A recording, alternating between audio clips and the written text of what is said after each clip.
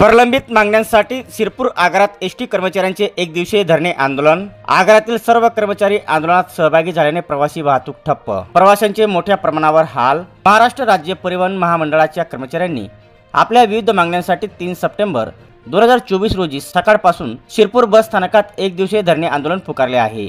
आंदोलनामुळे एकही बस आगाराबाहेर निघाली नसल्याने प्रवासी वाहतूक ठप्प झाल्याने प्रवाशांचे मोठ्या प्रमाणावर हाल झाले आहेत। राज्यातील एसटी कर्मचाऱ्यांना राज्य शासकीय कर्मचाऱ्यांप्रमाणे वेतन देण्यात यावे, कामगार कराराच्या तरतुदीनुसार वाढीव महागाई भत्त्याची थकबाकी देण्यात यावी, शासकीय कर्मचाऱ्यांप्रमाणे घरभाडे भत्ता, वार्षिक वेतनवाढीचा दर एसटी कर्मचाऱ्यांना लागू करावा यांच्यासह आदी मागण्यांसाठी राज्य शासनाकडे एसटी कर्मचारी सतत मागणी करीत आहेत। मात्र या मागण्यांकडे शासनाकडून दुर्लक्ष करण्यात येत असून अद्याप ठोस उपाययोजना करण्यात आली नसल्याने एसटी कर्मचाऱ्यांमध्ये असंतोष निर्माण झाला आहे। त्यामुळे महाराष्ट्र राज्य परिवहन महामंडळाच्या संयुक्त कृती समितीतर्फे एक दिवसीय धरणे आंदोलन पुकारण्यात आले। त्या अंतर्गत शिरपूर बस आगारातील एसटी कर्मचाऱ्यांनी 3 सप्टेंबर रोजी सकाळपासून आंदोलनात सहभागी झाल्याने त्यांनी आंदोलन सुरू केले आहे। जर कर्मचाऱ्यांच्या मागण्या लवकरात लवकर पूर्ण न झाल्यास आणखी तीव्र आंदोलन करण्याचा इशारा आंदोलनकर्त्यांनी दिला आहे। या आंदोलनात शिरपूर आगारातील सर्व कर्मचारी कामगार सहभागी झाले आहेत। एसटी कामगारांना राज्य शासकीय कर्मचाऱ्यांप्रमाणे वेतन मिळाला पाहिजे।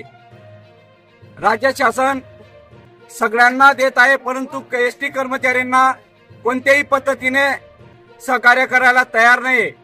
आम्ही अहोरात्र राबणारे कर्मचारी आहोत, एसटी साठी रात्रंदिवस झटणारे लोक आहोत।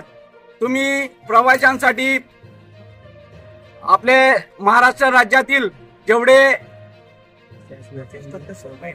लोक आहेत त्यांना पाहिजे त्या सार्वजनिक ज्या फॅसिलिटी सगळ्या देत आहेत। आम्हाला एसटी कर्मचाऱ्यांना आम्हाला कुठल्याही पद्धतीने आम्हाला सहकार्य करत नाहीत। तसेच आमच्याकडे साधन सामुग्रीचा अभाव आहे, आमच्याकडे नवीन एसटी नाही आहेत, आमच्या नव्या बस नाही आहेत, तरी सुद्धा आम्ही महाराष्ट्र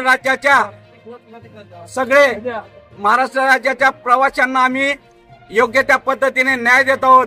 आमच्याकडे साधन सामुग्री नसताना सुद्धा आम्ही लोकांना प्रवास सुखरूप देत आहोत, तरी आम्हाला कोणत्याही पद्धतीने महाराष्ट्र शासन आम्हाला न्याय देत नाही। त्यासाठी आमचं धरणे आंदोलन आज इथे केलेलं आहे।